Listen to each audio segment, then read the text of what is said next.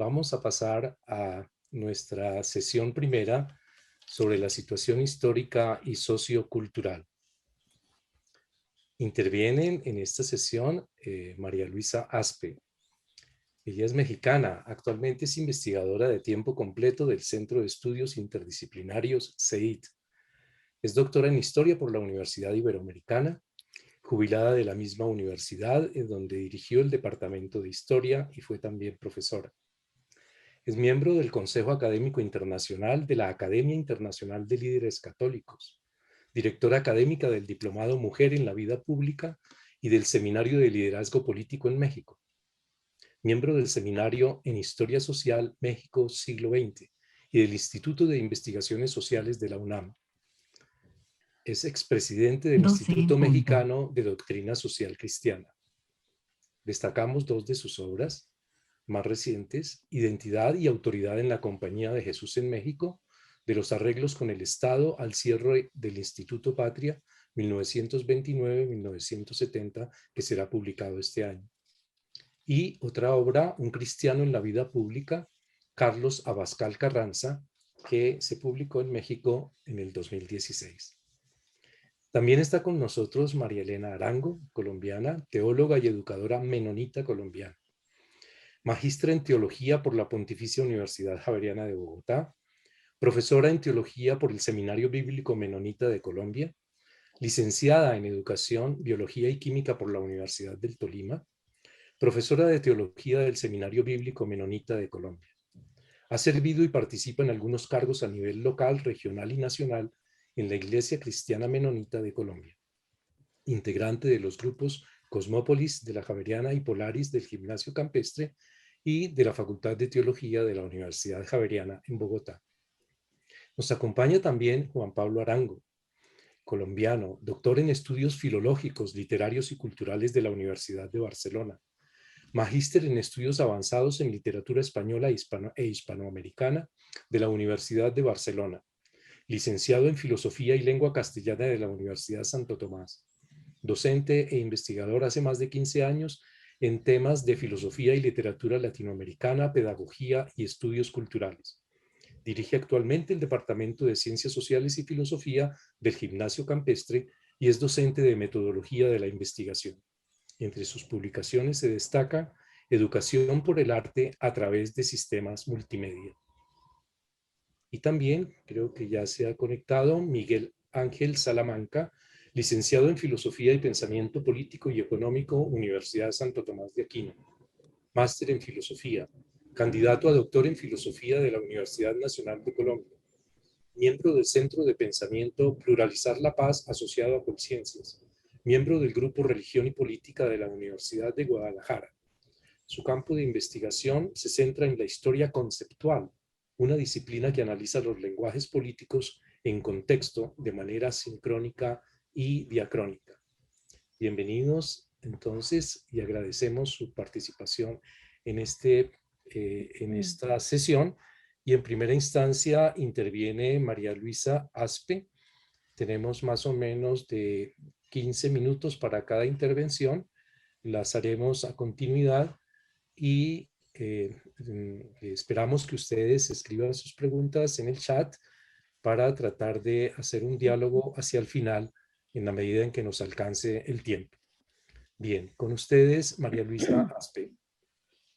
Pues muchas gracias, es un honor estar aquí esta mañana. Mi ponencia, que es la visión panorámica de los derechos humanos y la Iglesia desde el posconcilio hacia la actualidad, pues forma parte de una investigación de largo aliento en la que participamos varios investigadores de toda América Latina, pero que cuando empezamos a hacer un sondeo de lo que eran derechos humanos e iglesia, nos encontramos con la necesidad obvia, ¿verdad?, de hacer un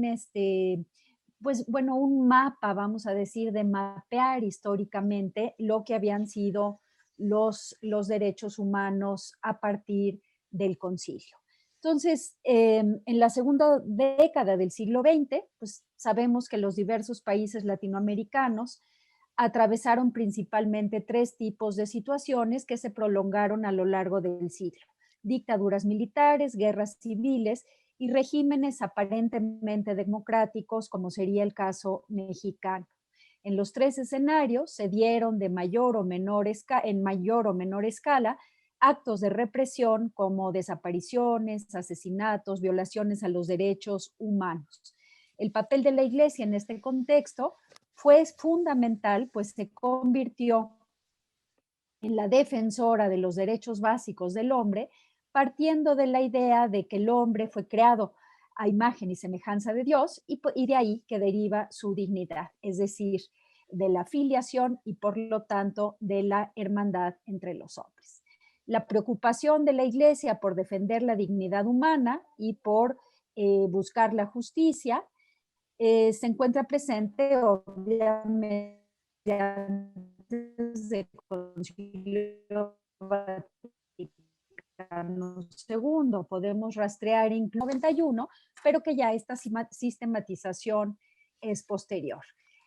Aquí, pues recordemos nada más la Declaración Universal de los Derechos Humanos de 48 y cómo de ahí en adelante y hacia la década de los 70s y 80s, América Latina pasaba por una violación casi generalizada de los derechos humanos bajo regímenes políticos, sobre todo en su carácter de dictadura militar.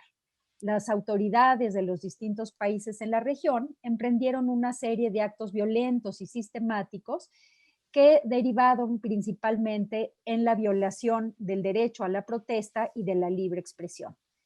Voy a hablar destacando algunos procesos nada más. La situación que atravesaron durante aquellos años se puede resumir en tres tipos: dictaduras militares en el cono sur, el caso de Argentina, Brasil y Chile, las guerras civiles en Centroamérica, Guatemala y El Salvador, y como decía, los regímenes aparentemente democráticos, aquello que llamaba Vargas Llosa como la dictadura perfecta, refiriéndose al caso mexicano, ni tan perfecta, pero en fin.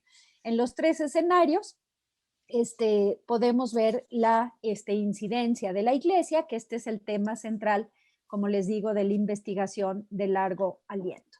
Algunas menciones sobre las dictaduras militares en el Cono Sur, ¿no?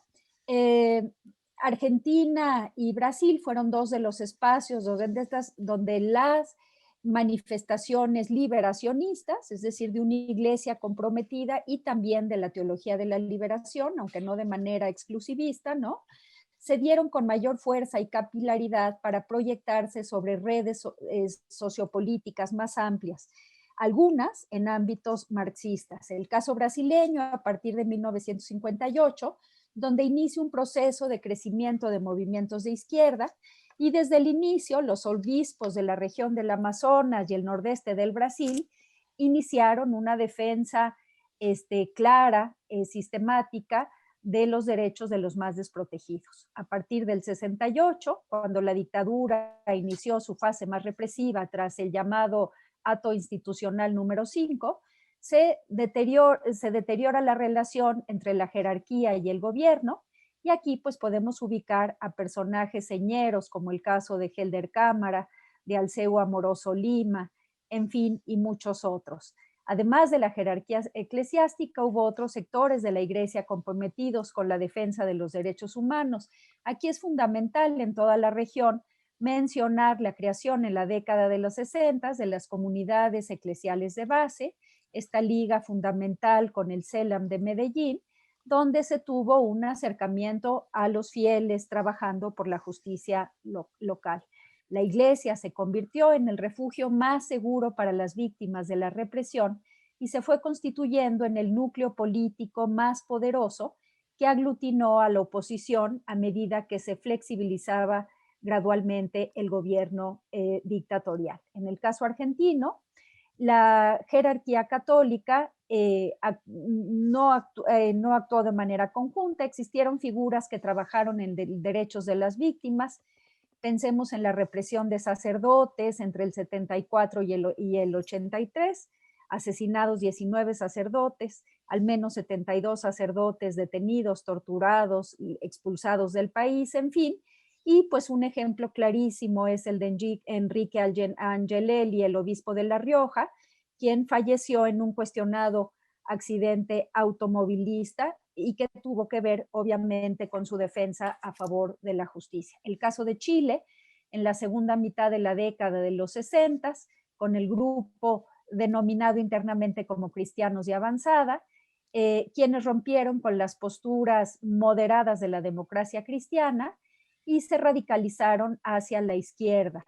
Ejemplo característicos de esto fue el movimiento conocido como Iglesia Joven, nacida el 11 de agosto de 1968, donde participaron laicos, religiosos, sacerdotes, ¿no?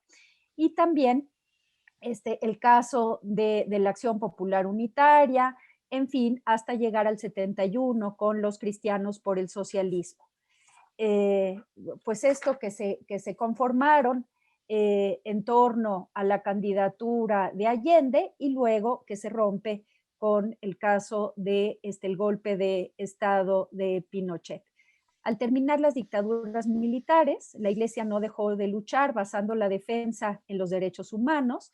Pensemos en el caso de Brasil, el Consejo Indigenista Misionero, vinculado a la Conferencia Nacional de Obispos de Brasil, que año con año presenta el reporte de violencia contra los pueblos indígenas. Cáritas de Brasil, muy activa, con más de 15,000 agentes tratando temas como gestión de riesgos, emergencias, infancia, adolescencia, juventud, en fin. Y en 2015, la Red Eclesial Panamazónica, que integra poblaciones de la región repartidas en 8 países, y dicha red creó una escuela de derechos humanos para acompañar a los actores locales y agentes de pastoral. En el caso de Argentina, en 1990, la conferencia episcopal, que buscó poner en el centro de la discusión la llamada deuda social y que creó algo estupendo, que son los reportes anuales del barómetro de la deuda social argentina, que presentan hasta el día de hoy datos duros sobre la pobreza en el país. El episcopado lanzó además el proyecto hacia un bicentenario en justicia, solidaridad, en fin, no me detengo. En el caso de Centroamérica, el clero nicaragüense, por ejemplo, que fue el primero en asumir la acción social progresista. Están también los casos de El Salvador y Guatemala, finales de la década de los 70 y principios de los 80, con una participación activa en la región, y luego pues el caso del asesinato del obispo Óscar Arnulfo Romero, que va a ser un punto de inflexión en la defensa de los derechos humanos en toda la región y que en este caso cambia el paradigma de la revolución a la lucha por los derechos humanos. La Iglesia se convirtió en el paso de los años en un importante jugador en los procesos de paz en El Salvador y en Guatemala durante la segunda mitad de la década de los 80 y hasta tiempo después. Tenemos ahí el caso de Colombia, que es emblemático. Ya para ir cerrando, México, un caso diferente, donde hay violación de derechos humanos al interior de un supuesto régimen democrático.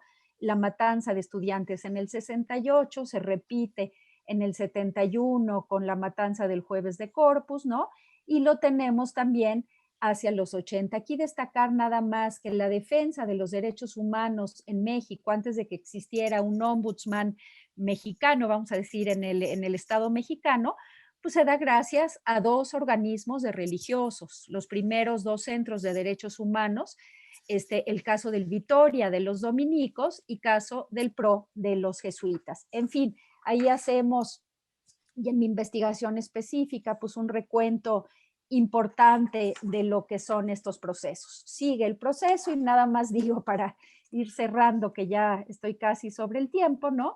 El peso que le ha dado el Papa Francisco a esto. Empecemos con su motu propio en el 2016, importantísimo, aunque pasó desapercibido, cuando ordena la creación del Dicasterio para el Servicio de Desarrollo Humano Integral, que lo que hace es juntar los trabajos que hacían los pontificios consejos de justicia y paz y Corumum, ¿no? Para la pastoral de migrantes. Esto se reafirma con sus 2 encíclicas, Evangelii Gaudium y Fratelli Tutti, ¿no? Y también pues se amplían, vamos a decir, los sujetos de derechos humanos y uno de ellos fundamental es el de la mujer, donde el Papa, pues el movimiento lo demostró andando, ¿no? Poniendo a mujeres en cargos importantes. Menciono una anécdota que me pareció muy sorprendente. Tuvimos un encuentro sobre iglesia y mujer durante una semana con todos los obispos y cardenales latinoamericanos en Roma, o sea, encerrados ahí adentro, y nos contaban las religiosas, muchas de ellas mexicanas y centroamericanas, secretarias de los de obispos tradicionalmente, y nos decían, bueno, que en efecto, que se había trabajado mucho sobre los derechos humanos ad extra, pero poco ad intra. Y nos contaron estas religiosas que no fue sino hasta la llegada del Papa Francisco donde se dieron contratos laborales para las religiosas y seguro médico para las religiosas, que era común el caso que cuando una religiosa asignada a tareas en Roma se enfermaba de cáncer, por ejemplo, pues le decían gracias por participar y te regresas a tu país, ¿no? Y cómo fue a partir de este momento donde se dejó claro que a las mujeres, no, a las religiosas no se les levantaba la mano, imagínense en qué nivel estarían, ¿no? Y que además de esto que tenían un contrato laboral. Francisco no solo en sus encíclicas ha enfatizado esto, sino como les digo, pues en este peso importante, siendo el último, lo que es la Constitución Apostólica Pacite Gregum del 23 de mayo, con la que se modifica el libro sexto del Código de Derecho Canónico en temas de pederastia. Y en este sentido, ¿no? Se introducen nuevas penas como la privación de la remuneración eclesiástica, el resarcimiento del daño, y que nos habla que los derechos humanos defendidos de la Iglesia, que han ido avanzando en el ad extra, pues que ahora es una luz, una voz de esperanza que también sea hacia el interior de la Iglesia. Ahí lo dejo por cuestiones de tiempo. Gracias. Muchísimas gracias, doctora María Luisa Aspe. Qué gran investigación, qué alcance, qué envergadura. Usted nos deja prácticamente muy motivados a seguir explorando este tema que usted nos ha presentado sintéticamente hoy, tan gentilmente. La presencia de la Iglesia y su lucha por los derechos humanos en América Latina. Una presencia dialógica de evangelización, pero no menos el testimonio del martirio, de la entrega de la vida en favor de los hermanos. Muchísimas gracias, doctora María Luisa Aspe. A continuación, María Elena Arango Libreros. Puedes iniciar tu intervención. Muchas gracias.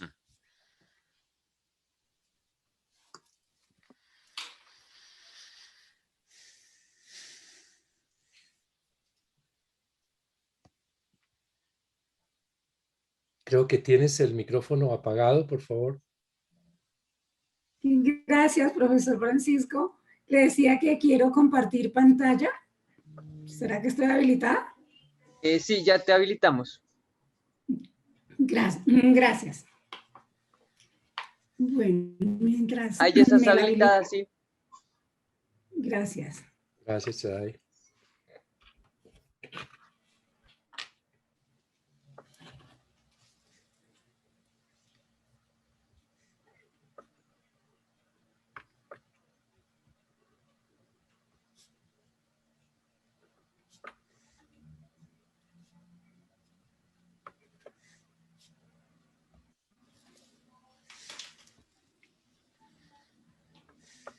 Ahí estoy. Sí, ya estás. Sí, yo escucho. Sí. Bueno, quiero comenzar dándoles un saludo fraternal, sororidal, y agradecer por este espacio, por la oportunidad de poder compartir sobre el pensamiento de Lonergan en medio de ustedes, y dar muchas gracias también por el privilegio de haber aprendido o estar aprendiendo a valorar el pensamiento de Lonergan, gracias a Germán Neira y Rodolfo de Rú, sacerdotes jesuitas. Doy muchas gracias por esa oportunidad. Y voy a compartir mi tema, como está en la pantalla, crisis y esperanza en medio de la pandemia por el COVID-19, con 4 puntos, en la visión de que todo lo que estamos viviendo es historia. Ya el padre Misael hizo toda la presentación bien amplia sobre historia, o sea que tengo todo el marco ya hecho. El primer punto, un extraño tiempo que nos ha tocado vivir. Bueno, perdón, me devuelvo aquí antes de ponerles el primer punto. Sé que hay muchas cosas que hemos leído, que sabemos sobre este tiempo que nos ha tocado vivir. Y yo quisiera comenzar leyendo en forma de poema del padre González Huerta, la manera como dijo acerca de esta situación que estamos viviendo. Este extraño tiempo que nos ha tocado vivir, como es el énfasis que yo quiero dejar para poder hablar de la esperanza que tenemos que tener. Dice, en los trabajadores enmascarados, los laboratorios en silencio, las rutinas de servidores anónimos, la soledad intubada, los templos llenos de ausencias, las 4 paredes familiares, los muertos al sanar las heridas, los entierros sin funeral, sin llanto, el cálido aplauso de las 8 y las insomnes redes digitales. Ya está creciendo un don impredecible, desbordando nuestras oraciones y las previsiones de los sabios. ¿Qué nueva humanidad se está gestando? Ya está creciendo el don impredecible, desbordando nuestras oraciones y las previsiones de los sabios. ¿Qué nueva humanidad se está gestando en esta tierra que gime su embarazo? No le pidamos a Dios, impacientes, que presionemos el vientre de la historia. Y la historia, como les decía, ya lo reforzó el padre Misael, es lo que el hombre hace, lo que hacemos o dejamos de hacer. Entonces, mi visión, este extraño tiempo que nos ha tocado vivir, pero en este extraño tiempo en medio de la crisis y la esperanza. ¿Por qué extraño tiempo? ¿Por qué lo llamo extraño tiempo? Porque fue algo diferente de lo habitual, como creo que lo dice muy bien el poema que acabo de compartirles. Un tiempo en el que también podemos decir que ante lo inexplicable se ha excitado nuestra curiosidad, hay sorpresa, hay admiración. Es una situación de verdad inédita, la que hemos vivido no solo a nivel personal, a nivel familiar, a nivel de comunidades de fe, a nivel de país y a nivel global, como pues todos tenemos. Cuando digo hablar de génesis de la pandemia, bueno, hay tantas cosas que también podemos decir y sé que usted y yo también tenemos muchas que podríamos decir, pero sobre todo quiero enfatizar que el tiempo en el que estábamos viviendo ya lo había profetizado alguien que no podía durar ese tipo de estilo, el estilo de vida que habíamos normalizado. ¿Y quién diría que lo cambiaría? No una guerra atómica, sino un pequeñísimo virus podría marcar el fin del mundo conocido hasta diciembre del 2019.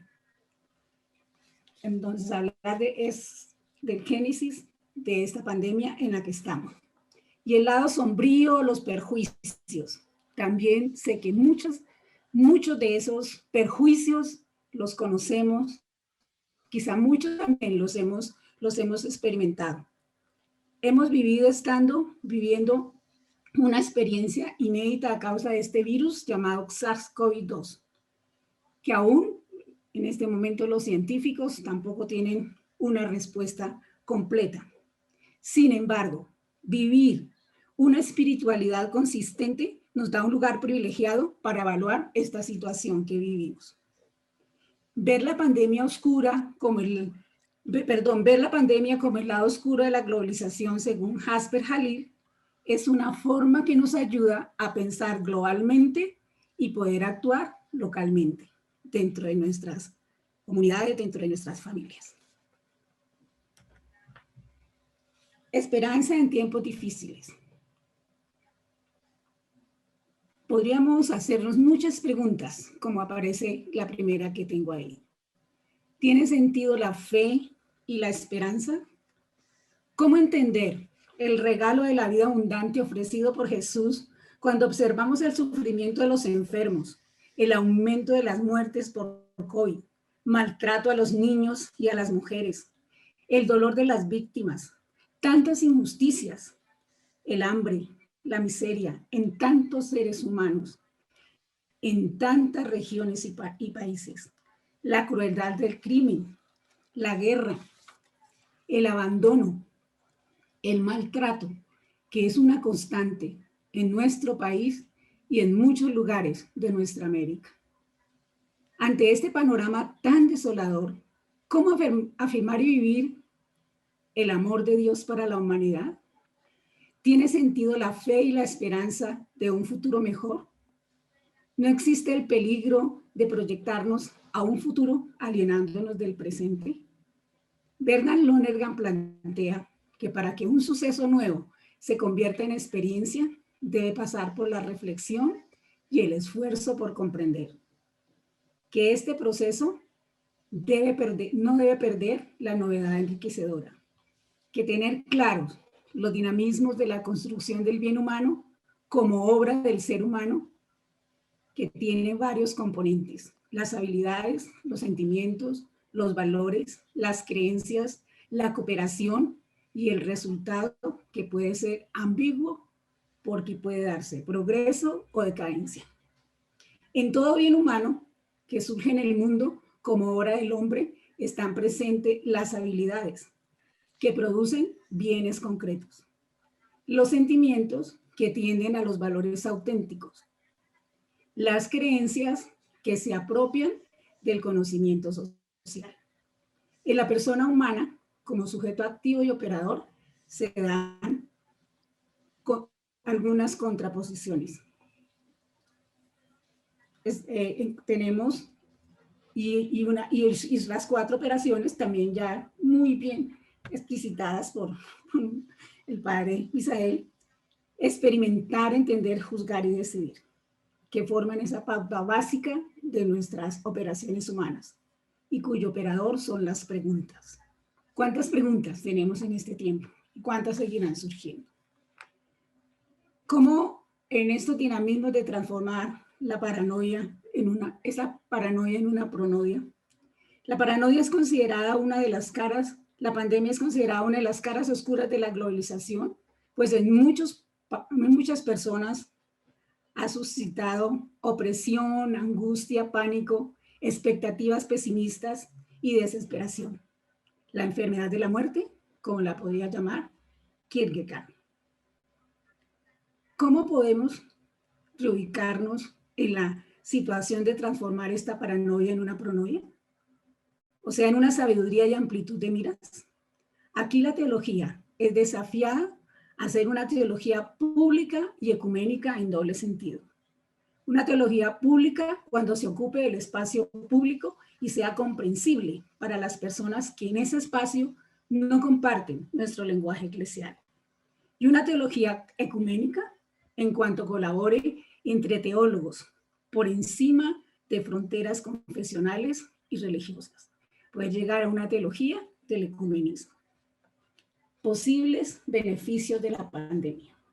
Bueno, a veces puede pensar que cómo encontrar beneficios, pero sí, creo que hay muchos beneficios que podemos mencionar y, como les decía, podemos tener ya algunos de esos beneficios.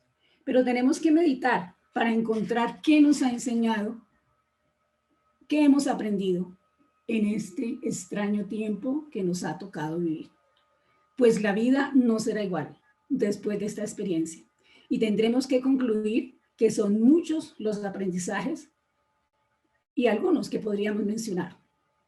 Durante la crisis y confinamiento tan prolongado debido pues, a la pandemia, la mayor parte de los países ha vivido en momentos de mucha incertidumbre. Creo que una de las palabras, la incertidumbre que hemos vivido, ya que el confinamiento nos ha afectado en muchos sentidos, como personas, como familia.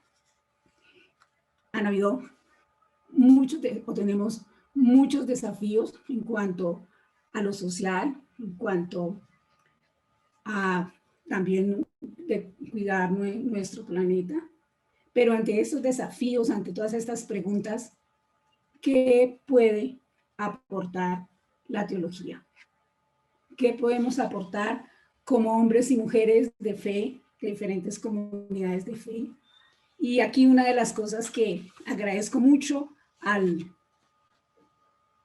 tiempo dentro del grupo Cosmópolis es esa apertura, como me presentó el profesor Francisco, pues no soy católica, mi confesión de fe es anabautista menonita.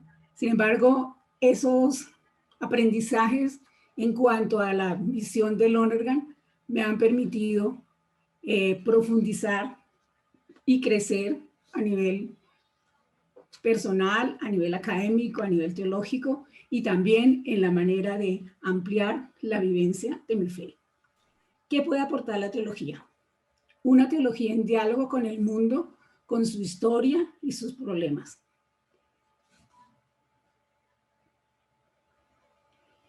El padre Rodolfo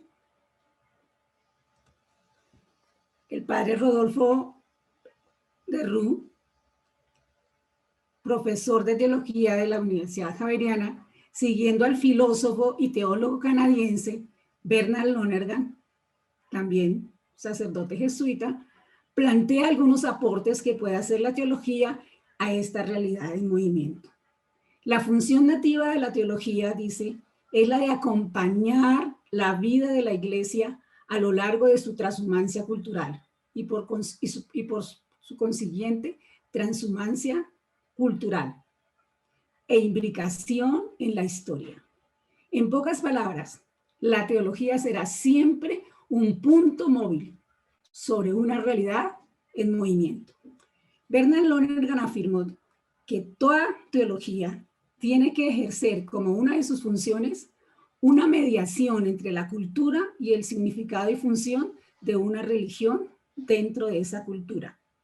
Y el mismo Rodolfo de Roux amplía lo que dice Lonergan, diciendo, hacer teología entonces es ejercer de manera múltiple y continua, siempre en movimiento, una mediación cognitiva, existencial y práctica entre los significados y los valores de la fe cristiana y los de una cultura particular, en la situación histórica de cada pueblo y de nuestra condición planetaria. ¿Cuál sería una propuesta de una sociedad alternativa? Jesús propone a sus discípulos una praxis concreta dentro de un nuevo orden social. Vivir como sociedad de contraste. No se trata de ser Estado ni de ser nación. Es ser pueblo de Dios o la iglesia que Jesús define como sociedad alternativa, donde predominan la reconciliación, la fraternidad y el perdón, y no las estructuras de violencia de los poderes del mundo. La iglesia que Jesús quiere es una sociedad de contraste, según Loffin. Sin duda alguna, el éxito de las primeras comunidades cristianas se debió al hecho de ofrecer una alternativa nueva a las sociedades entre las que surgieron. La sociedad de contraste cristiana se distinguió por la renuncia a la cohesión y a la violencia, por la primacía del servir sobre el mandar y por su enorme capacidad de perdón. Los primeros seguidores de Jesús llevaron la palabra de Dios a su vida en comunidad, yendo así más allá de los sentimientos y los protagonismos individuales.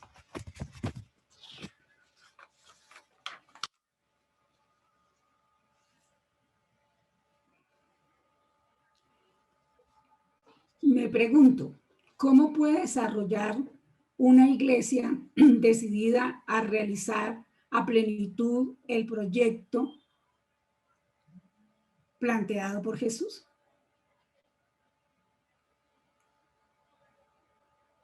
Podemos denominar esa nueva manera que podríamos utilizar, podemos denominarla cosmópolis.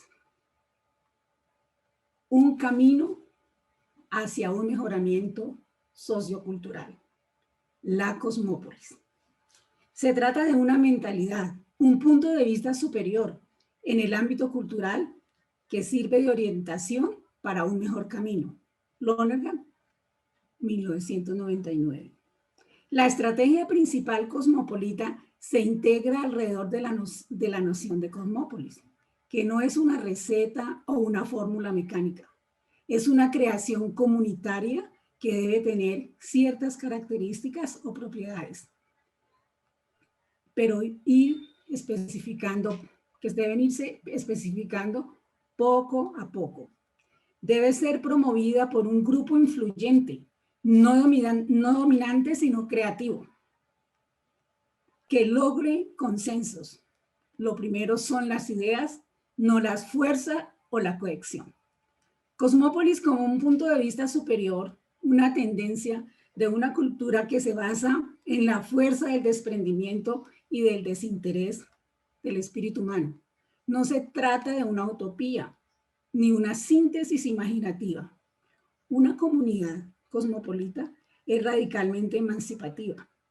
Implica una autoapropiación dialéctica de la unidad dinámica de la conciencia humana en sus variables de desarrollo.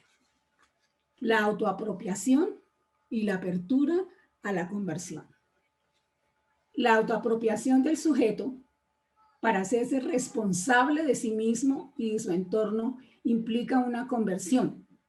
Bueno, triple, pero también se ha planteado que cuádruple, añadiendo, además de la intelectual, moral y religiosa, la psicoafectiva.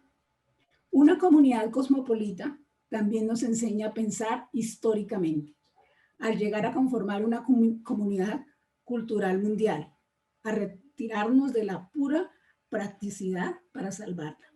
Lonergan estuvo muy preocupado porque la teología y la fe respondieran a nuestra sociedad y estuvieran a la altura de nuestro tiempo.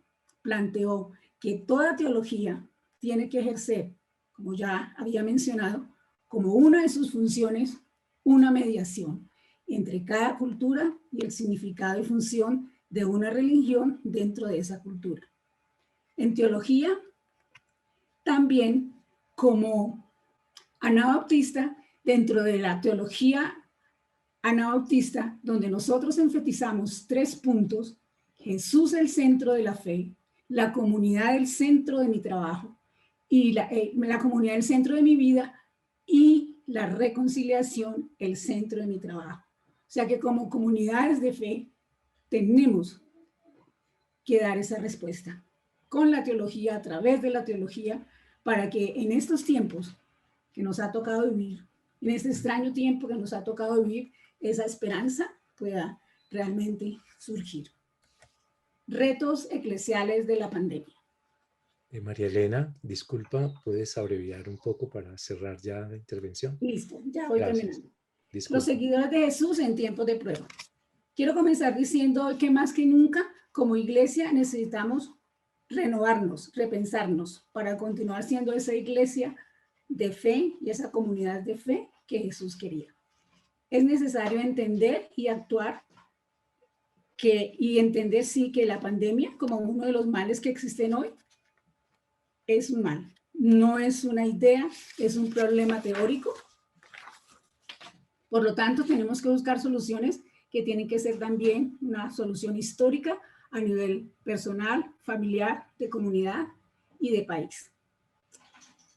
Cuando tengo el punto de las imágenes evangélicas de un mundo mejor, estoy enfatizando que usar metáforas para representar la iglesia y para tener una visión esencial de su vocación ha ayudado mucho a comprender la misión transformadora de la iglesia. Según Driver, la imagen de sal y luz y ciudad es una de las metáforas más completas, pues la preceden las bienaventuranzas y le sigue la actitud de Jesús hacia la ley y la norma. El auténtico secreto de la felicidad no está tan lejos de nosotros. En su sermón de la montaña, Jesús señala 8 caminos para encontrar esa felicidad. Todos los que deciden asumirlos son las conocidas bienaventuranzas. Señala la felicidad a la manera de Jesús. Él dijo que la felicidad genuina, sin excluir situaciones de sufrimiento y desolación, procede de vivir las bienaventuranzas. Para terminar, como conclusión, que el Dios de la esperanza nos llene de gozo. Aunque inicialmente comencé diciendo que es un extraño mundo que nos ha tocado vivir, que no permitamos que el temor nos paralice, que el temor a este virus, a estas circunstancias, a la incertidumbre, nos impida vivir nuestra fe. Y el Dios de la esperanza os llene de todo gozo, paz en el creer, para que abundéis en la esperanza por el poder del Espíritu Santo.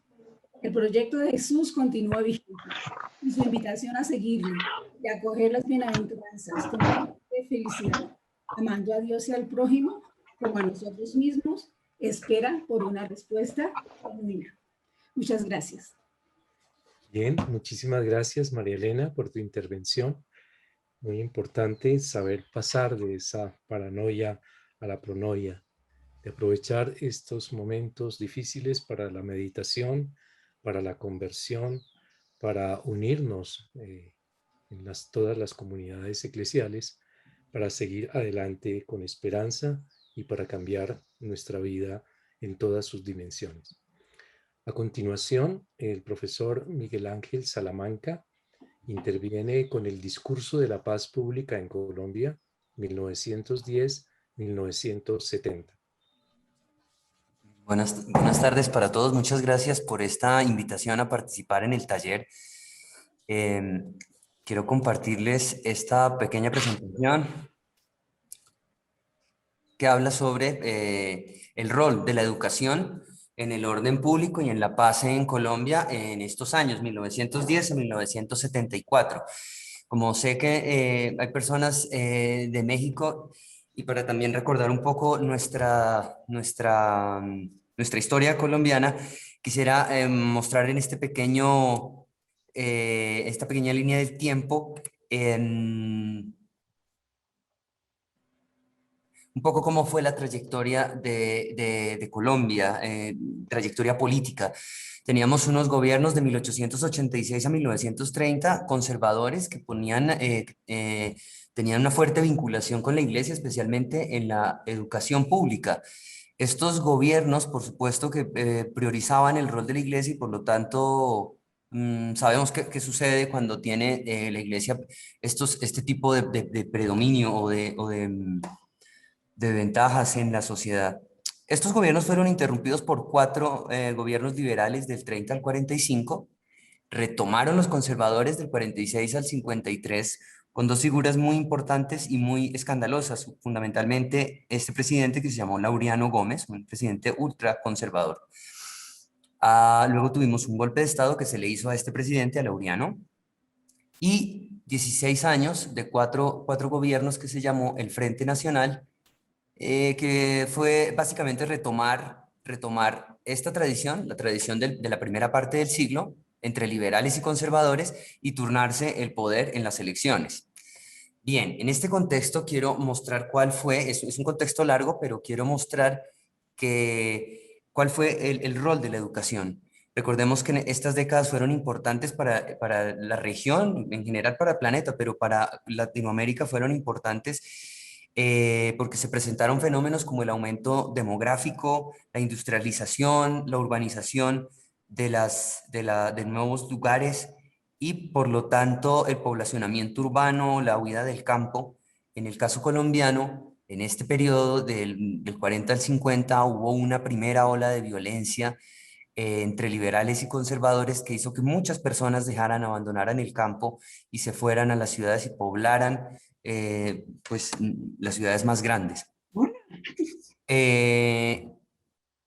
Gracias, Diego. ¿Te puedo cortar como un reloj? María Elena, estás con el micrófono abierto, por favor. Gracias. Entonces, el rol de la educación ha sido muy importante en dos aspectos, un aspecto moral y un aspecto técnico. El aspecto moral estaba fundamentalmente o primordialmente propugnado por la Iglesia, porque proponía el catolicismo romano que la redención del hombre se daba a través del trabajo, de las virtudes, y por lo tanto formar a los ciudadanos en estas virtudes ayudaría a fortalecer la estructura de la sociedad y a perpetuarla en todo caso, porque los sujetos que acaten el orden social eh, y que hereden a sus hijos los mismos criterios de normatividad, evidentemente perpetuarían ese orden y traerían la paz a la sociedad. Es decir, que la apropiación moral del individuo, la apropiación moral religiosa del individuo debía vincularse con el de la familia, con el de la localidad, para poder lograr una paz duradera a través de la educación.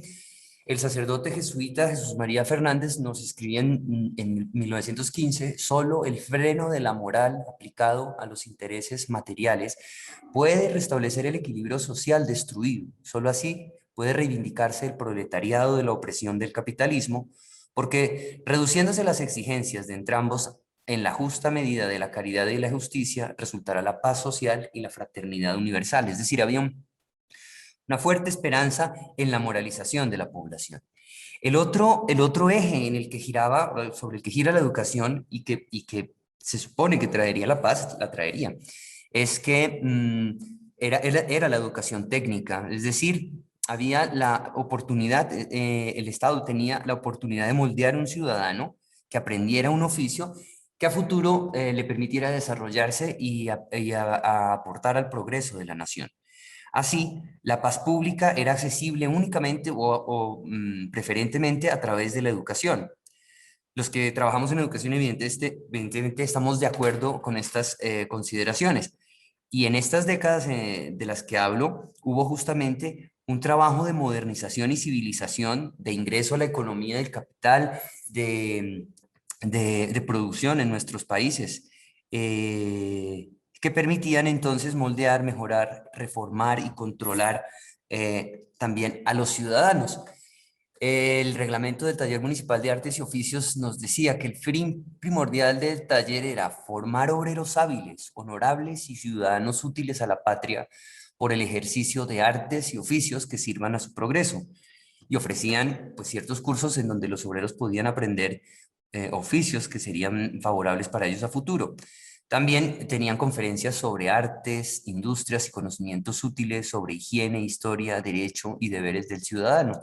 Es decir, empezó a hacerse evidente más la normalización de los sujetos en la sociedad.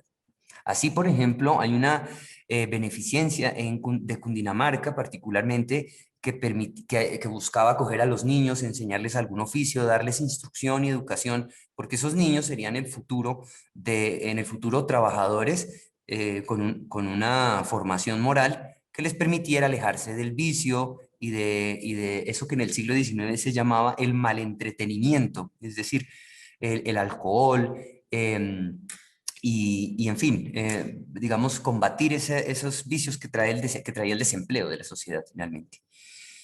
Hacia los 40, si recuerdan la línea inicial, del 30 al 45 en Colombia, unos gobiernos liberales que trataron de renovar un poco la visión tradicional de la sociedad, y para ello buscaban desanalfabetizar a la sociedad y buscar también un sentido de moralidad, pero que ya no estuviera vinculado con la religión, sino simplemente una moralidad laica que buscara o que propugnaba el seguimiento de las leyes de los ciudadanos. Uno de esos movimientos, por ejemplo, fue se hizo evidente en la tarea de desanalfabetizar al pueblo, de alfabetizar al pueblo a través de distintas herramientas. Y aquí hay un hermoso ejemplo de cooperación entre la Iglesia y el Estado.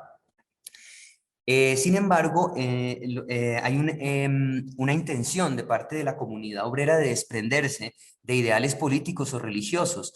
Ellos mismos afirmaban que los órganos de la respetable agrupación de la Sociedad de Artesanos, Gremios Unidos, quería desvincularse de ese tipo de ideales politizados. Ellos buscaban la paz a través de esa educación en un oficio y lo entendían como orden, trabajo, economía y progreso. Ni los relámpagos de la política deslumbrarán nuestras columnas, ni el caviloso rumor de asuntos religiosos habrá de alternar con el ruido de las herramientas de las clases que representamos. Y esto puede entenderse por esas luchas bipartidistas que tuvo Colombia y también por el rol dominante que tenía la iglesia, que las personas más liberales les parecía impositivo. Así encontramos como dos vertientes, dos maneras de entender esta situación frente a la formación de los ciudadanos en la educación. Una declaración de obispos, una declaración de colegios católicos decía, por ejemplo, que en 1948 que hubo un asesinato de un líder liberal que se llamaba Jorge Eliezer Gaitán aquí en Colombia, y esto creó una situación de huelgas generalizadas y de destrucción de la ciudad semejante un poco a lo que estamos viviendo en su momento y a su escala, pero estos sacerdotes decían que una equivocada orientación de la educación escolar fue la causa del Bogotazo. Así es de que los conservadores culpaban a los liberales por ser ilustrados o tener la filosofía de la ilustración, y los liberales acusaban a los conservadores por ser godos, clericales, anquilosados en una tradición.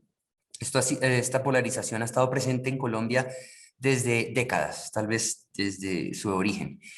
Un ejemplo también de esta manera de educar para la paz a los ciudadanos en la moral era este manual, esta cartilla cívica de María Guerrero Palacio, una de las primeras mujeres que empieza a tener voz en el ámbito educativo en Colombia, y relacionaba la educación para la paz con las enseñanzas de San Francisco de Asís, como vemos aquí, enseñando esta oración, que no sabía que venía el 56, no sé si alguno sabe qué año es, pero ya desde el 56 podía rezarse, hazme un instrumento, seguramente la de San Francisco existe desde que existe San Francisco, ¿no? Pero en la traducción colombiana no sé desde cuándo. Y le pide al Señor que le haga un instrumento de su paz, que donde haya odio siempre el amor, donde haya la injuria el perdón, en fin. La moral del catolicismo, digamos, puesta al servicio de la sociedad civil. Mientras que las iniciativas civiles, por su lado, hacían énfasis en esta premisa o en este silogismo. Estas personas que están aquí, estos pobres oprimidos por la ignorancia, no saben trabajar, no saben vivir dignamente, no pueden vestirse ni comer bien, no pueden contribuir al progreso del país porque no son educados. Entonces, existe la tendencia laica también a alfabetizar a la población. El papel de la iglesia ha sido muy importante en la alfabetización de la gente y en la moralización también. Pero estos primeros, digamos, estos intentos de alfabetizar a la población se daban tanto a nivel laico como a nivel religioso, y este es un ejemplo, este Radio Sutatensa, es un ejemplo de cooperación entre ambos sectores. Este programa consistía en alfabetizar a las personas a través de programas radiales, y lo adelantó una religiosa que además era invidente. Estas son las impresiones de un pequeño diario, El Campesino, un pequeño folleto. Dejamos a San Joaquín, la población que se ve en esta foto, con un poco de tristeza. La paz reina allí, en todos los rostros brilla la esperanza. ¿Te preguntas cómo se ha logrado esa paz? Fácilmente, la paz de San Joaquín ha sido sembrada por el párroco y está defendida por el espíritu del trabajo. O sea, parece que esas dos maneras, esos dos discursos de enfrentarse a la educación de la población colombiana entraban sin ningún problema entraban en relación sin ningún problema debido a la relación que ha tenido la Iglesia con el Estado y que sigue teniendo. Para concluir esta breve presentación, simplemente leo las conclusiones. La educación aparece como mecanismo de formación de los sujetos para la garantía de la paz, ya sea por medio de la moral católica o de la educación laica, que pretende formar al pueblo como una comunidad de ciudadanos. La educación para el trabajo destinada a los campesinos, obreros, artesanos o técnicos permitiría la superación de la miseria, y en esa medida constituiría un freno para la perturbación de la paz pública y no alimentar escenarios de corrupción, vicio y desocupación, tanto en la ciudad como en el campo. Con la emergencia de la violencia, años 40-50, y las alternativas para contenerla, los gobiernos del Frente Nacional, después del 70, perdón, después del 57 hasta el 74, reconocen la importancia del ascendiente católico en la organización campesina y la necesidad de educar a los sectores populares, los que más ejercían la violencia y quienes más la sufrían directamente en programas de promoción de la paz. Y también, digamos, la Iglesia podría, mejor dicho, el Frente Nacional se dio cuenta que el ascendente religioso colombiano es muy poderoso y sigue, en la actualidad sigue estando muy presente debido justamente a los concordatos y a las relaciones que ha tenido el clero con el Estado. Así es de que en vez de declarar, digamos, una suerte de guerra o algo así, siempre estuvieron en connivencia para la educación, tanto del sector privado como del sector público. Los últimos años nos han demostrado que la secularización en el mundo está presente y se expande por la globalización. Pero aún así en Colombia siguen existiendo justamente estos dos enfoques todavía bastante en cooperación, diría yo, y algunos, los sectores más laicos están más enfrentados a la educación religiosa, pero cada vez tiene menos relevancia seguramente la oposición a la iglesia y este tipo de instituciones. Más bien trabajan, como lo decía María Luisa al principio, en instituciones más, en cuestiones más de derechos humanos y este tipo de cosas. Bien, con eso termino mi presentación y les agradezco mucho su atención. Muchísimas gracias, doctor Miguel Ángel Salamanca. Qué investigación tan interesante, tan importante la que tiene usted. El discurso de la paz pública de 1910 a 1970 nos ha ilustrado con lujo de detalles y desde luego estamos ansiosos de cuando ya podamos tener el documento extenso de tu intervención, de volver a leer este capítulo tan importante de la historia de Colombia. Muchísimas gracias. Gracias a ustedes. Bien, a continuación el profesor Juan Pablo Arango. El doctor Juan Pablo Arango nos hablará sobre la situación poscolonial en América Latina. Muchas gracias, Francisco. Y bueno, un saludo a todos los presentes en esta virtualidad. Yo les comparto, no sé, la punta del iceberg, tal vez, de investigación que he hecho, digamos que a lo largo ya de varios años. Y pues básicamente es como un pequeño resumen en un tono tranquilo, digamos, que por lo que podría llegar a ser la efervescencia de un tema tan vigente como el de la poscolonialidad en América Latina. Muy a propósito de las últimas palabras del presidente de Argentina de ayer, desafortunadas para mi gusto. En esta casa nunca ha habido tina. Afortunada o desafortunadamente se han tenido que conformar con una simple ducha cubierta de azulejos, puerta de fibra de vidrio esmerilado y dimensiones de mazmorra medieval. La tina siempre se antoja a cama de suicida, abismo sin fondo o recipiente propicio para remolinos fatales con el simple jalón de una cadena.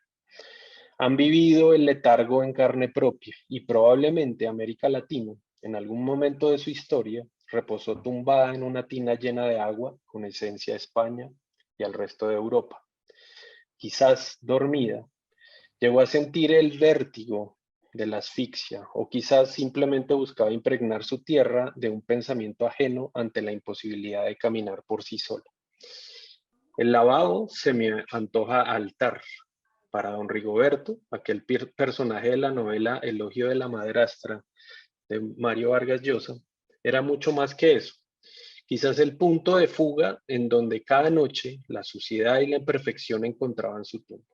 Así, América Latina, en algún momento de su historia, se encontró frente a un lavabo y armada de jabón de tierra, buscó limpiar sus manos de los colonizadores europeos, de la sangre propia encostrada en la piel y los sueños prestados que se arraigaban entre las uñas. Tarea por lo demás titánica. Comillas. Y después de hacer todo lo que hacen, se levantan, se bañan, se entalcan, se perfuman, se peinan, se visten, y así progresivamente van volviendo a ser lo que no son. Esta es una cita de Julio Cortázar. En el siglo XX, América Latina busca agitadamente su identidad y se debate ante múltiples alternativas. El reto del futuro, el progreso, la vuelta al pasado y exacerbados nacionalismos han sido las banderas de grandes y pequeños poetas. El achacar todos los males a pretéritos y actuales invasores ha desembocado en un improductivo y contagioso lamento. En La soledad de América Latina de García Márquez se hace el siguiente cuestionamiento. ¿Por qué la originalidad que se nos admite sin reservas en la literatura se nos niega con toda clase de suspicacias en nuestras tentativas tan difíciles de un cambio social? Ya a partir del movimiento independentista, mentes lúcidas lucharon por rescatar la singularidad latinoamericana y crear una ilusión sobre el porvenir de nuestro continente. Nuestra América, consciente y orgullosa de sus peculiaridades, debe acometer una tarea común, afrontar el mañana con trabajo y gallardía y buscar el perfeccionamiento constante. Pero el desencanto y el vacío de la Europa de la posguerra habrían de llegar también a Latinoamérica. Solo voces aisladas. En este caso yo hablo de José María Arguedas y Rodolfo Kusch, filósofo argentino, y Arguedas, pues un gran literato peruano. Mantuvieron la fe y la esperanza en los valores del hombre latinoamericano.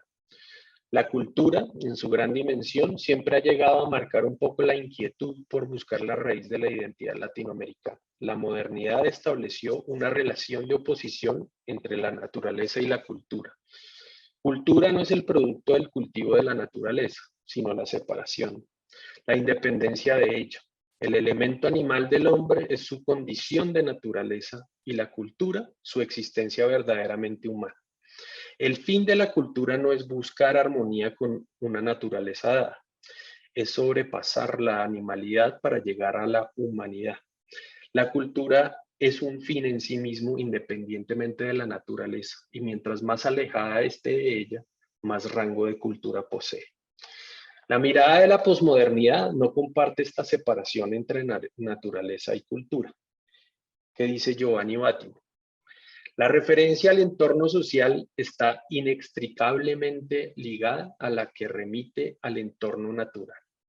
Son muchos los campos en los que una ecologización del mundo se hace patente, ya sea en la manera de vestirse, de alimentarse, en lo relacionado con la calidad de vida, sin olvidar las filosofías y otras formas de producir. La naturaleza ya no es solo un objeto a explotar.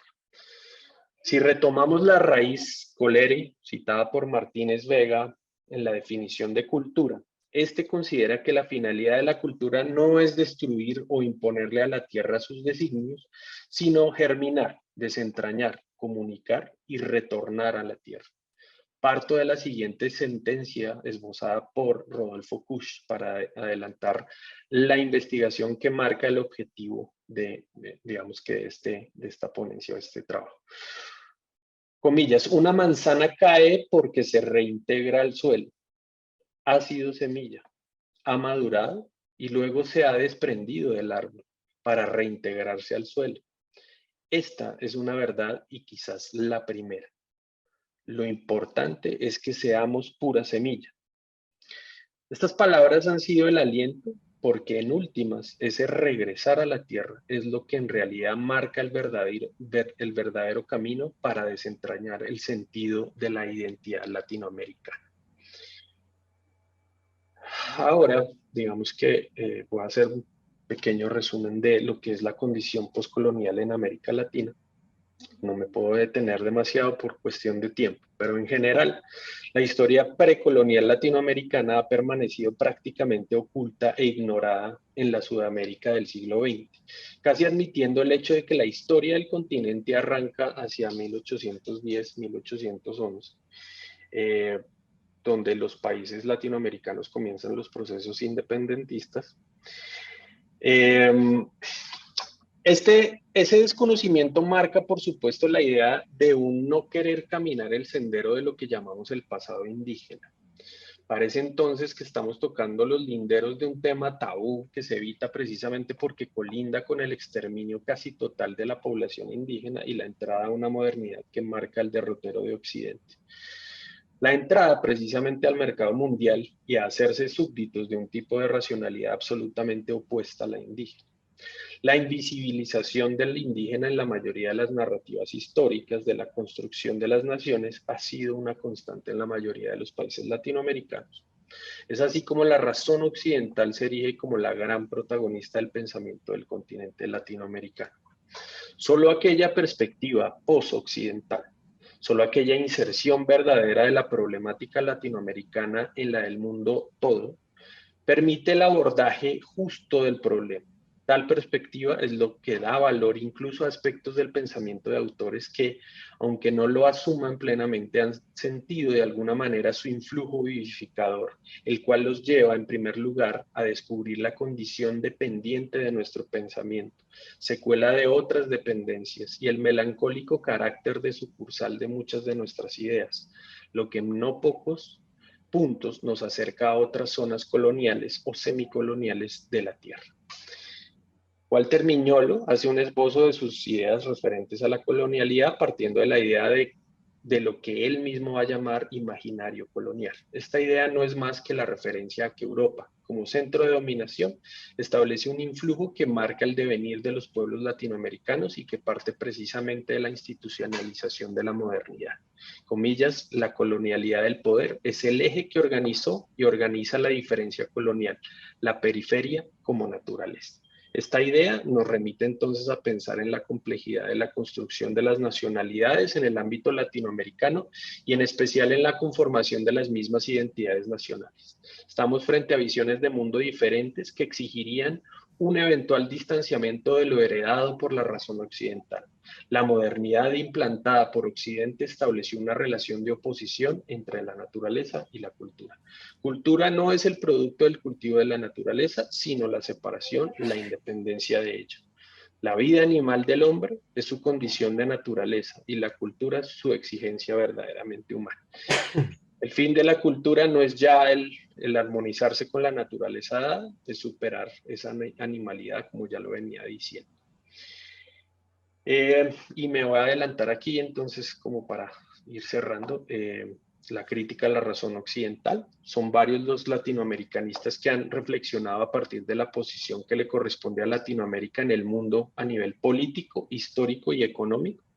La historia de las ideas está marcada por reflexiones que parten de diversos países y contextos temporales, algunas marcadas por el historicismo, como las de Sea, Ardao, Miró Quesada, Roy, Cerruti, entre otros, y otras con fuerte tendencia liberacionista, como la de Salazar Bondi, Enrique Dussel, entre los más importantes, y otras que apuntan mucho más hacia la ontología, en donde uno de los autores más prominentes para mi gusto es Rodolfo Kusch.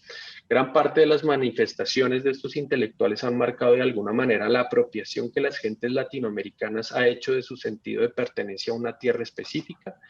Claro, también es el hecho de que su aproximación a la gestación de nuevas ideas está movida por la necesidad de reflexionar críticamente frente al hecho de la colonialidad de la razón occidental sobre la forma en que Latinoamérica se acerca al mundo.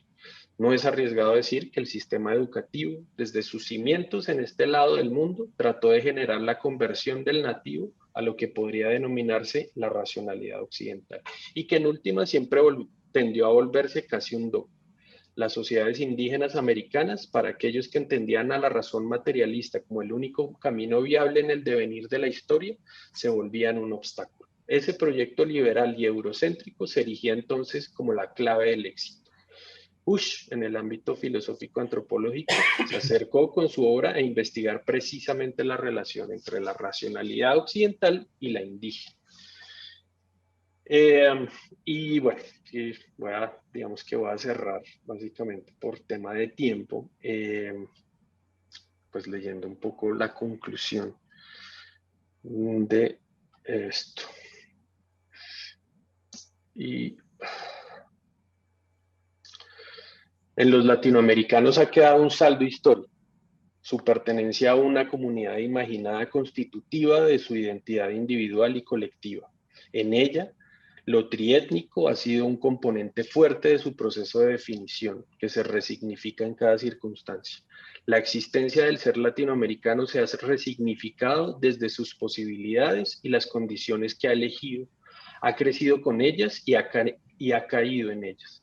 Pero esa identidad comunitaria no solo aparece en su dimensión subjetiva, a ello le acompaña la idea de un territorio en que habita, que fue configurado y en el cual tiene su horizonte de sentido más inmediato para su vida. Su memoria tiene como escenario y como límites sus fronteras. Es, de todas maneras, una unidad diversa que se relaciona con el mundo y desde ella se modifica, pero mantiene legítimamente sus raíces. Al respecto, se ha abordado la concepción de identidad que se enmarca en la vista hecha en la introducción. Rastrear las raíces implicaría también indagar por el ethos del sujeto latinoamericano colonizado para poder comprender su dimensión existencial. La constitución de la modernidad, según Miñol, está dada por la colonialidad, no es una derivada de ella. La correlación que existió o que existe entre los grandes imperios y sus colonias es lo que permite entender a los primeros. Una revolución como la francesa o inclusive la inglesa se pueden clarificar teniendo los beneficios de la explotación que el territorio colonial hicieron. Si se quiere poner en otras palabras, sería tanto como decir que la geopolítica mundial, tal y como ha evolucionado hasta nuestros días, está organizada de la manera en la que está, gracias a la justificación de la expansión colonial.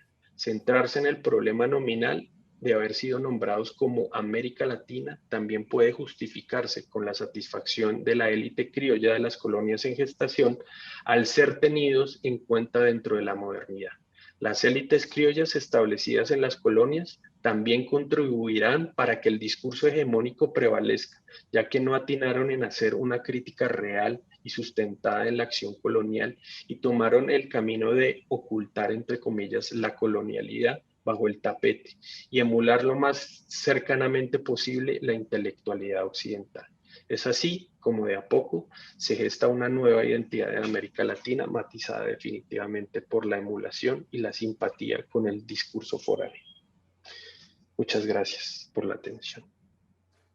Muchísimas gracias, doctor Juan Pablo. Muy pertinente y muy adecuada intervención en este taller sobre la situación histórica, desafío y respuesta.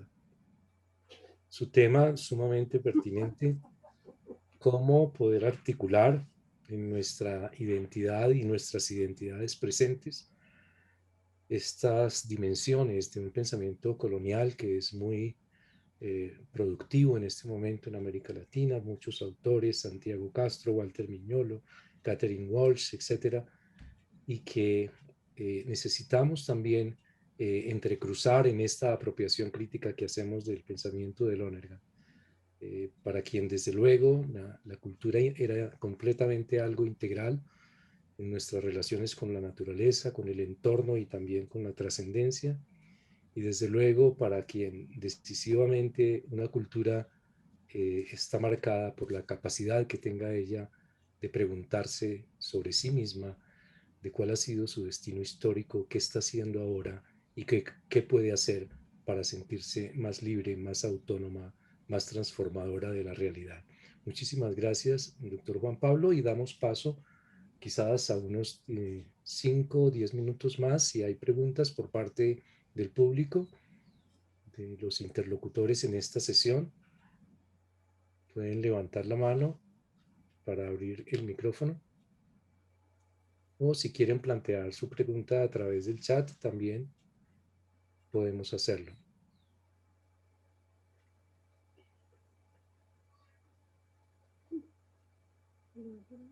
Bien, el padre Misael Mesa, para todos ustedes, fascinante tu presentación. Nos invita a un cambio de horizonte sobre nuestra manera de vernos como continente.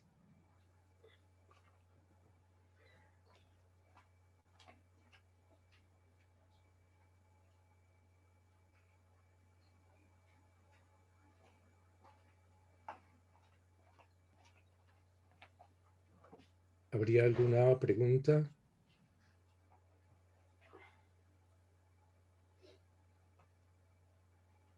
Juan Pablo, en esa valiosa recuperación que haces tú de la literatura, y también para Miguel Ángel, pero creo que él ha salido por algunos momentos, tiene otra cosa que hacer, pero también para María Elena y eh, para la doctora María Luisa, eh, de qué manera una apropiación de un pensador canadiense como Bernard Lonergan eh, eh, puede ser articulada con este dinamismo, con esta especificidad que tienen nuestras historias latinoamericanas, nuestras diversidades culturales, políticas, económicas. ¿Cómo consideran que ese diálogo podría entablarse? Bueno, meto yo la cucharada, muchas gracias, doctor Francisco. Precisamente, y digamos que pues también un poco agradeciendo a Martica Hidalgo y a Santiago Tovar, quienes digamos que de una u otra manera me han acercado de a poco. Pues yo estoy apenas entrando como en el mundo del Lonergan, la verdad. Y leyendo un poco sobre la forma en que conceptualiza la historia Lonergan. Ayer precisamente llegué como a una categoría que él utiliza, que es el tema de los perspectivismos en la historia. Y aquí me parece pues fundamental, porque precisamente la historia, se crea la gran historia o la historia oficial, digamos que a partir de normalmente una sola mirada, una sola visión, y lo que el cliché que se usa siempre es que la historia siempre la escribe el victorioso, el ganador. Que eso es evidente, digamos que eso es algo evidente.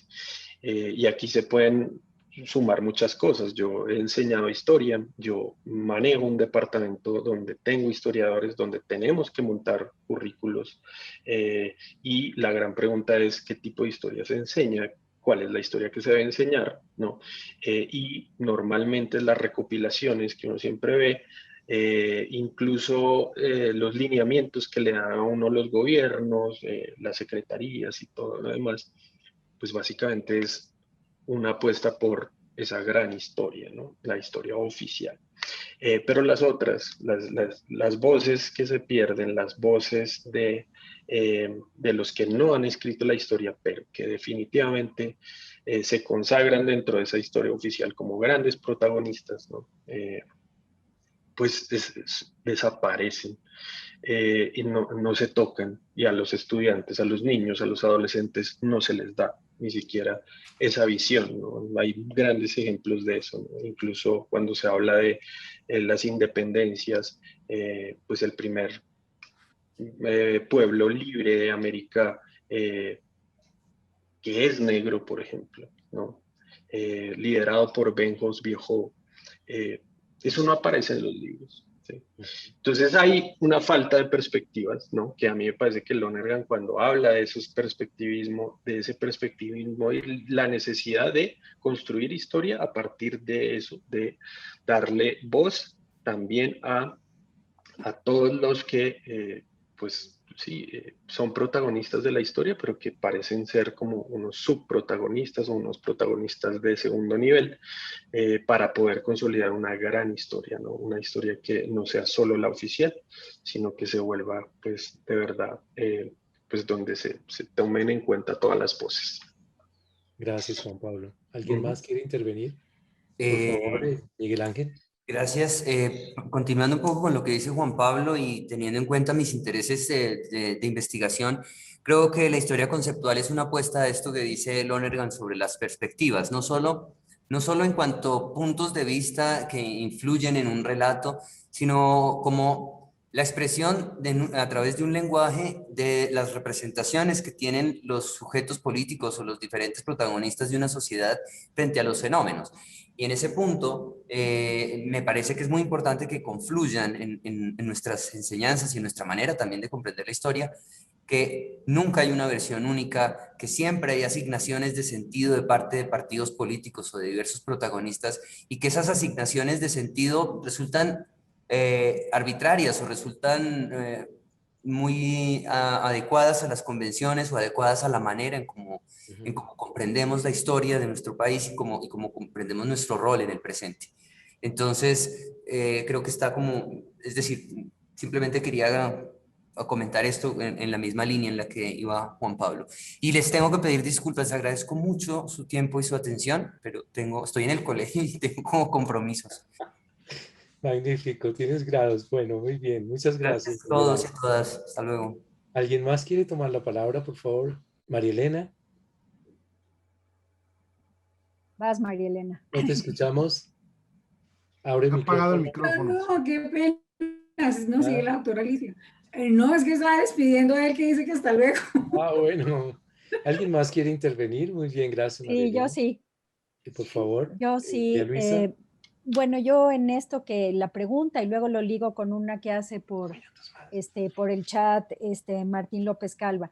Lo primero, yo creo que es importante y que digo, desde otra metodología y teorías, pero que empata con el planteamiento de autocomprensión de Loner Gañesto, tiene que ver con que son procesos, o sea, como en historia del tiempo presente, que son procesos todavía vivos, procesos inacabados y con actores vivos, y que esto requiere, hace mucho más difícil esta autocomprensión. Entonces yo aquí lo que veo es el trabajo de los historiadores en estos temas, de regresar a los sujetos una historia, vamos a decir, sistematizada, inteligibles los procesos. Pongo el caso muy claro de en esta investigación con militantes de la teología de la liberación que estuvieron implicados en estos procesos, pero que agradecen mucho este distanciamiento crítico que les ofrece la historia y dicen, ah, caray, yo no lo había visto de esta manera, ¿no? Eso creo que es muy importante.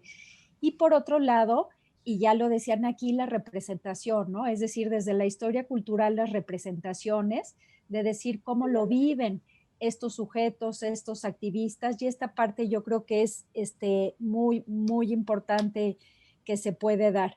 Me pregunta Martín López Calva que si podría abundar un poco sobre el rol de la teología de la liberación en esta historia de la Iglesia y los derechos humanos y la relación con la jerarquía católica y los laicos.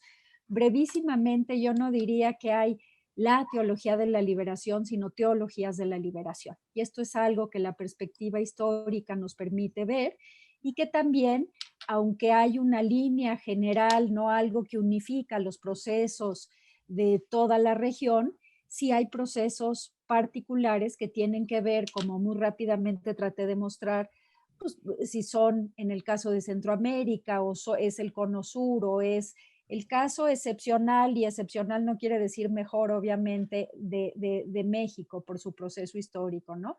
Entonces, yo lo que veo es que hay después, sobre todo del pontificado de Juan Pablo II, que a mi juicio, y creo que hay elementos históricos para sustentar esta afirmación, veía desde su propia experiencia con el comunismo en Polonia, veía y calificaba a la teología de la liberación o a las teologías de la liberación en América Latina, ¿no? Entonces hay un mayor distanciamiento crítico que permite como desideologizar y no satanizar este planteamiento y hacer pues un análisis más pormenorizado de los procesos, ¿no? Yo creo que esto da esperanza y que permite aquilatar las contribuciones de las distintas corrientes y también pues aquilatar desde perspectiva histórica los errores que pudieron haber habido, ¿no? O los excesos. Gracias, doctora María Luisa. Tenemos dos preguntas más y ahí dejamos. Misael Mesa pregunta qué papel jugaría la educación del sentimiento y del deseo en la construcción del sujeto individual y colectivo en contextos locales y regionales. ¿Qué papel juega la educación del sentimiento y del deseo en la construcción del sujeto individual y colectivo en contextos locales y regionales? Cualquiera de los participantes puede tomar la palabra. Muy breves en sus respuestas, por favor.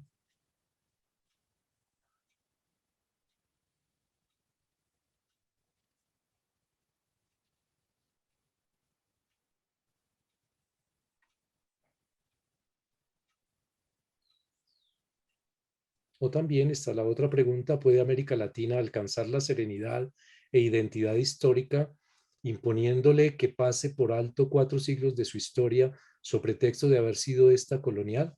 Pregunta Luis Ernesto a todos. Luis Ernesto y Lorna a todos.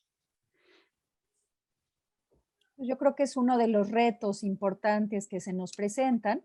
Es difícil hacerlo cuando se están generando en América Latina procesos que parece que vienen del pasado, la historia no se repite, ¿verdad?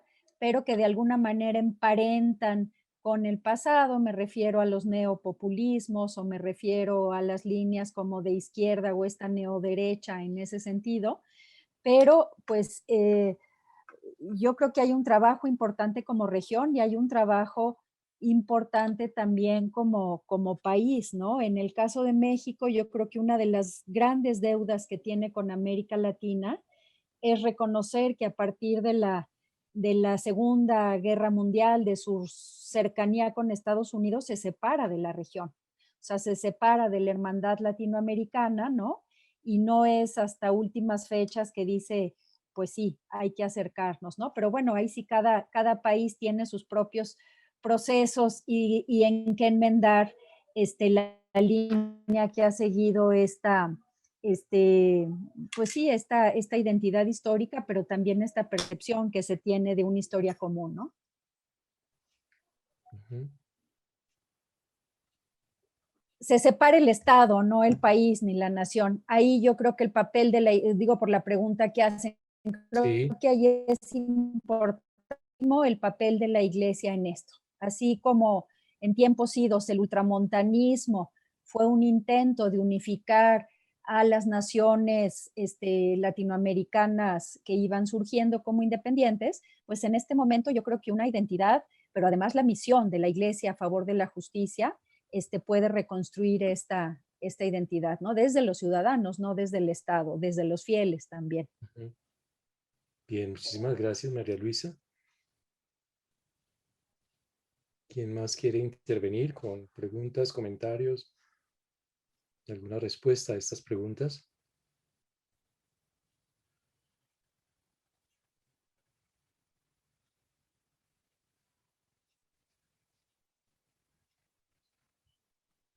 Yo quisiera María Elena. añadir algo o decir algo a la pregunta del padre Misael. Primero, bueno, él dice que papel jugaría la educación del sentimiento y del otro en la construcción de sujeto individual, colectivo, en contextos locales y regionales. Yo pensaría que, bueno, primero estaba pensando educar el sentimiento y el deseo, bueno, pero pensando en Lonergan, estaba también pensando en cuanto a lo que yo planteé en mi intervención, que el buscar esa, y también el padre Misael lo expresó, esa autotrascendencia, esa autenticidad en nuestro comportamiento como individuos, pues inicialmente como individuos, si luego lo trasladamos a familia y a comunidad, pues indiscutiblemente tiene que darse esos cambios. Y cuando yo planteé también que si pensamos globalmente se puede tener como un poquito de algunos elementos para actuar localmente, entonces podría no sé, es lo que estoy pensando con la pregunta del padre, pero no sé en qué línea es que Uh-huh. la puso. Quería aportar eso. Bueno, muchísimas gracias. Bien, ya estamos un poco cortos de tiempo en esta mañana. Vamos a reposar ahora. Quedó una pregunta planteada por Octavio Gropa. Vamos a recogerla, pero quizás la podamos discutir un poco más adelante a lo largo de nuestras sesiones. Bueno, muchísimas gracias y tómense un reposo muy saludable. Reiniciamos nuestras sesiones a las 3 de la tarde.